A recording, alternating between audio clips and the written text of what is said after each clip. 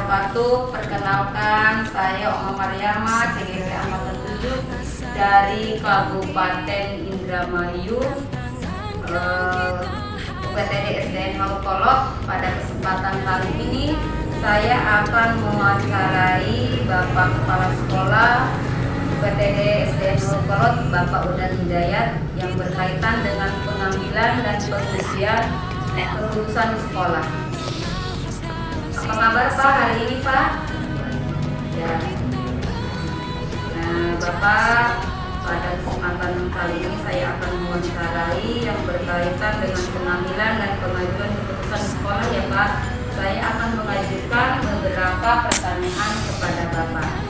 Baik, untuk pertanyaan yang pertama Pak, selama ini bagaimana Bapak dapat mengidentifikasi kasus-kasus yang merupakan dilema etika atau rujukan moral?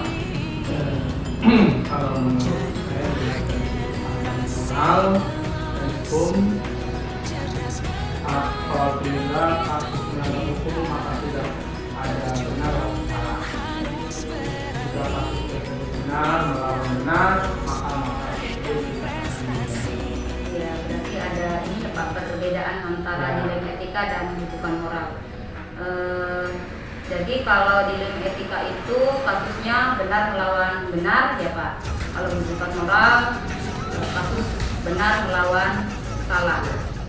Untuk pertanyaannya kedua ya Pak, selama ini bagaimana Bapak menjalankan pengambilan di sekolah Bapak, terutama untuk kasus-kasus di mana ada dua kepentingan yang sama, benar atau sama-sama mengandung nilai kebajikan?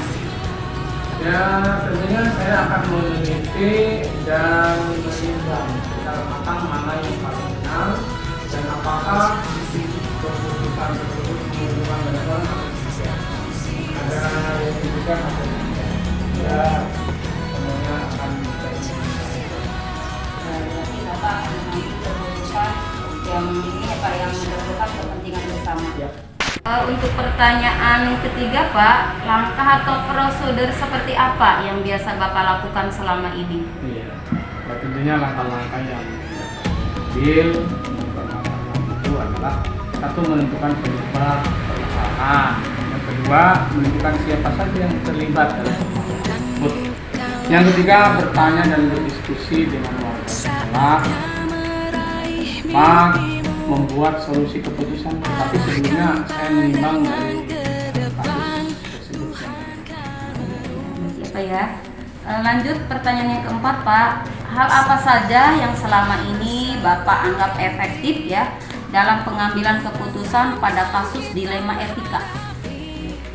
Hal-hal yang menurut saya efektif yang saya lakukan dengan menganalisis kasus tersebut, yaitu dengan menganalisis kasus tersebut, kemudian lalu menentukan solusinya disesuaikan dengan peraturan dan norma yang berlaku. Tetapi saya lebih mengedepankan untuk kepentingan umum dan bermanfaat bagi Ya, berarti Bapak kalau pengambilan keputusannya itu ini diutamakan untuk kepentingan umum dulu ya Pak ya? Oke. Lanjut ya Pak ya. Hal apa saja yang selama ini merupakan tantangan dalam pengambilan keputusan pada kasus dilema etika itu? Ya, tentunya dalam hal ini memang ada tantangan ya dalam mencari keputusan yang terbaik karena kedua merupakan masalah yang sama-sama benar. Nah, dalam pengambilan keputusannya saya harus menguntungkan kedua belah pihak dan tidak merugikan. Jadi dalam hal ini harus Ya, berarti sama ini ya kasusnya benar melawan benar. Pertanyaan berikutnya Bapak, apakah Bapak memiliki jadwal tertentu dalam menyelesaikan kasus dilema etika? Apakah Bapak langsung menyelesaikannya di tempat atau memiliki sebuah jadwal untuk menyelesaikannya, dan bentuk prosedurnya seperti apa yang Bapak jalankan? Ya, tentunya kalau ditanya memiliki jadwal apa tidak, ya kita ya ini memiliki jadwal untuk menyelesaikan kasus etika.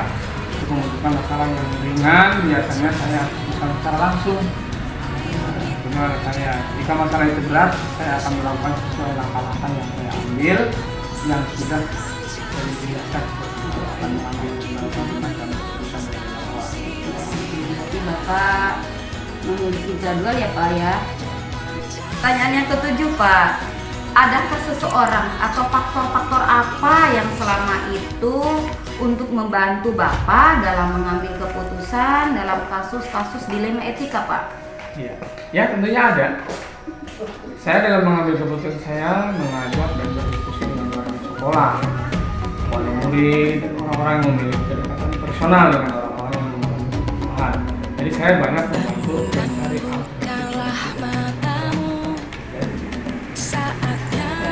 Berarti Bapak untuk mengatasi solusinya itu adanya kolaborasi ya Pak? Ada, dengan pihak keluarga sekolah. Iya, keluarga sekolah juga ya Pak ya. Iya. Baik Pak, pertanyaan yang ke-8 Pak. Nah, dari semua hal yang telah disampaikan, pembelajaran apa yang dapat Bapak petik dari pengalaman Bapak dalam mengambil keputusan dilema etika itu? Ya, ya tentunya pembelajaran yang dapat saya ambil yaitu saya akan lebih bijaksana dalam menganalisis masalah untuk menjadikan pertimbangan dalam menentukan solusi yang tepat dan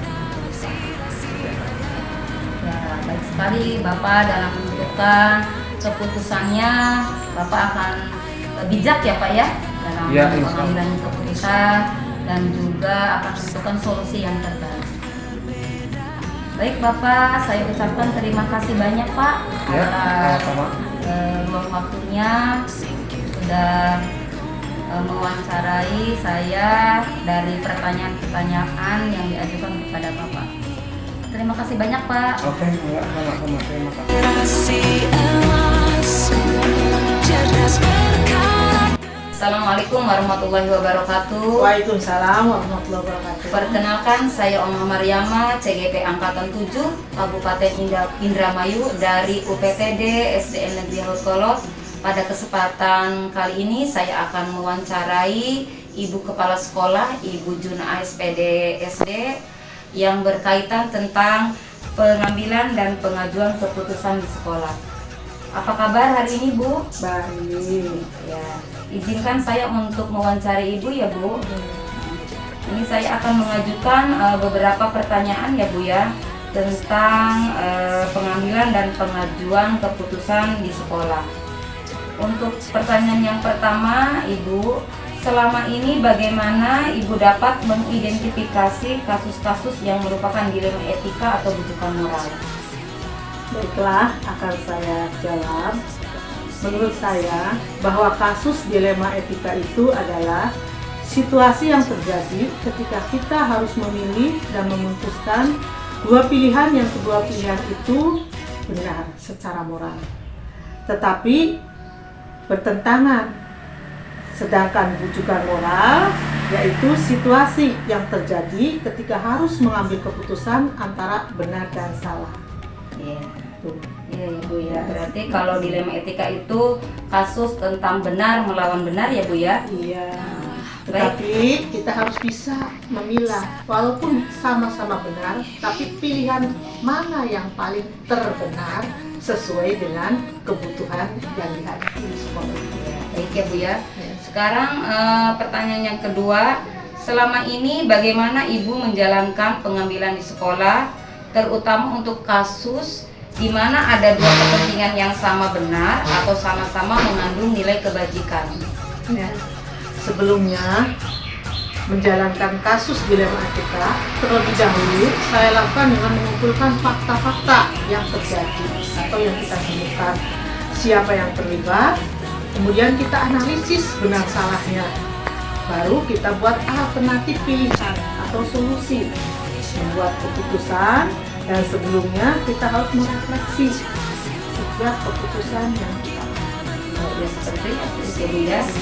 Berarti Ibu sudah memberikan langkah atau prosedur ya yang biasa dilakukan selama ini. Iya, betul.